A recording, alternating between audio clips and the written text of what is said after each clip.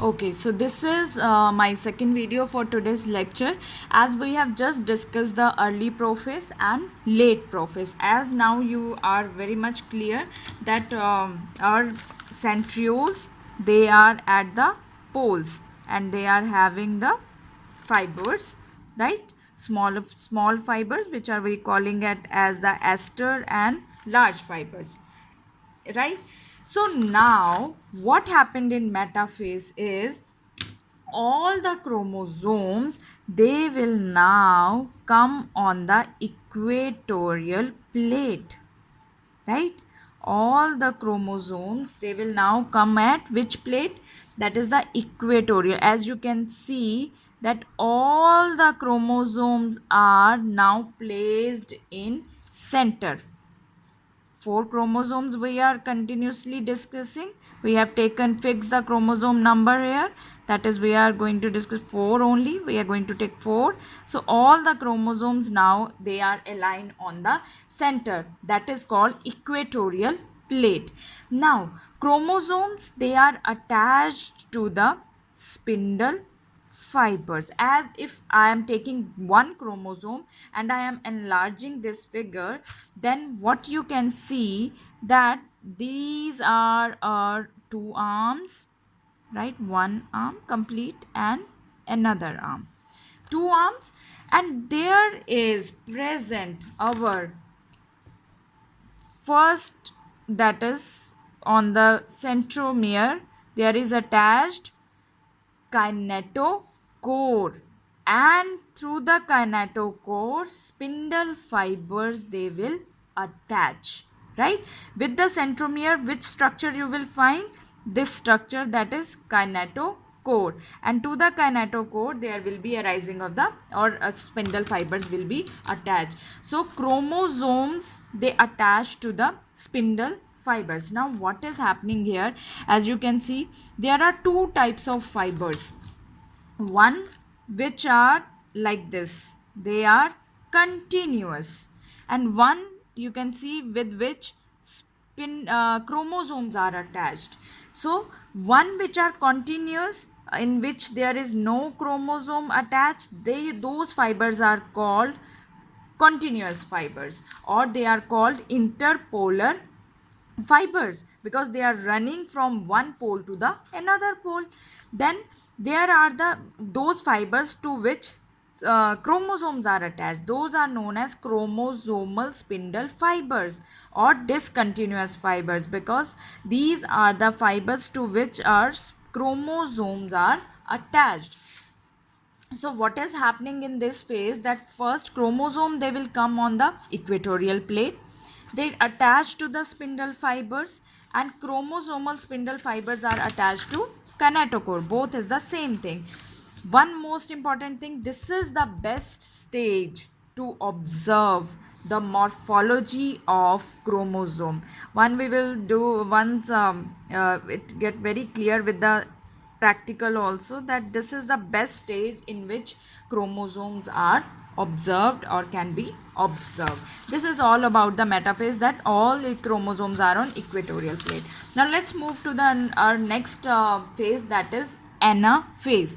What happened in now anaphase? As you can see that spindle fibers are attached. So spindle fibers, they will start pulling one to the other pole and lower this arm to the upper side and this arm to the lower side. So that is what happening here, that chromosomal spindle fibers, they start to pull chromosome towards the poles.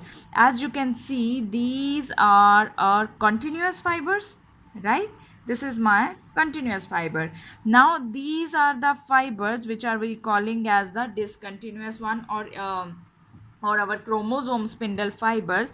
They have pulled, they have taken the now chromosomes to the poles. As you can see, that is our one, right? One arm, and that is our another arm, right? So all there is the splitting. What is splitting? There is one centromere, and now centromere has two. So centromere splits in the anaphase. and as the centromere splits, you can see that now these are not attached with these fibers, and there is formation of additional fibers in between these arms. Additional fibers appears between these two centromeres, and these special fibers or additional fibers, they are known as interzonal fibers. These are the continuous one, you know.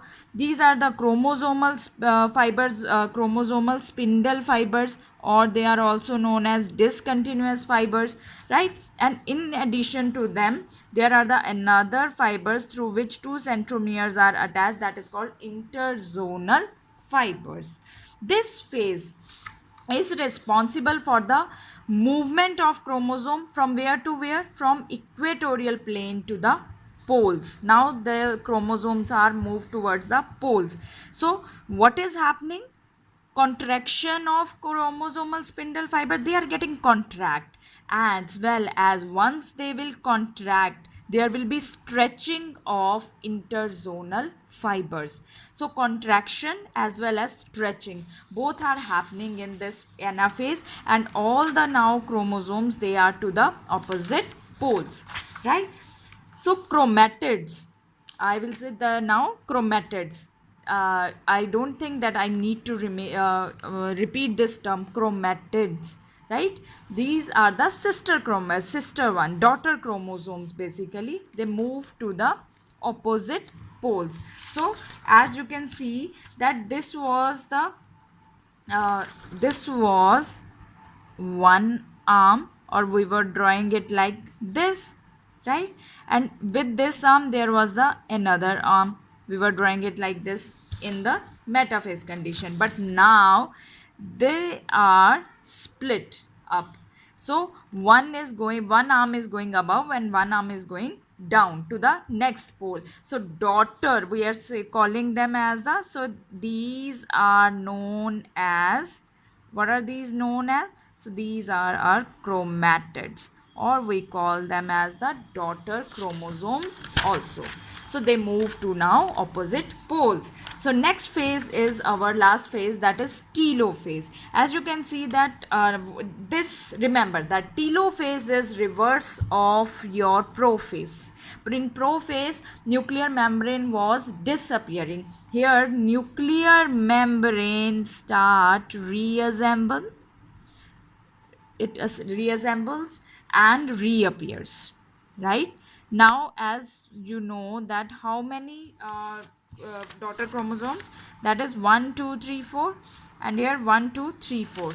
And second thing what is happening, that chromosomes, they will decondensed to form the chromatin fibers. So 1 2 3 4, 1 2 3 4, equal number of chromosomes in the daughter cells. That is why this is called equational division. And one more thing, that esterase and spindle fibers, they all dissociate and disappear. This is nuclear membrane, these are two daughter nuclei, I will say, not daughter cells, because cytoplasm has not divided yet. These are two daughter nuclei, and these are the chromatin fibers. One more thing happens at the end of anaphase and telophase, that as you can see this invagination, because now what is going to happen after nucleus divide, cytoplasm is going to divide. So there is a protrusion, or I will always say invagination of plasma membrane starts, and this, when this starts, so we say that cytokinesis begins. Cytokinesis starts at the end of telophase, or you can say end of your anaphase, right? So cytokinesis, division of cytoplasm at least starts. Now what is cytokinesis? Cytokinesis is division of cytoplasm. Cytoplasm is going to divide here. So division of cytoplasm. As you can see that in our telophase, just invagination of plasma membrane starts. So here invagination of plasma membrane grows more and more. That is why here these invaginations are now deeper and deeper, right? And it begins at the end of telophase or anaphase. So now because these two daughter cells, they are having now same number of chromosome, so at the end of cytokinesis we are having our two daughter cells with the same number of chromosome. I think now you can recall the difference, that why did I say two daughter nuclei, because cytoplasm was not divided yet. Here cytoplasm is divided, so now we have our two daughter cell after cytokinesis, right? This is all about the mitosis. One last thing I want to quickly discuss here with is, that is the significance. Why we are discussing mitosis? What is the significance of mitosis in our body or in our cells? First, one very important function, it helps in three things. It helps in growth, because this is the division which takes place in somatic cells.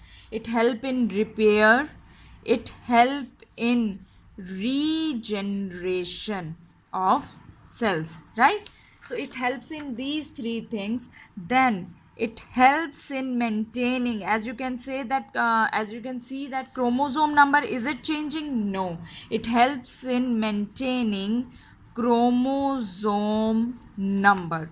As chromosome number, there is no decrease, no increase, chromosome number remains same, so it helps in maintaining chromosome number.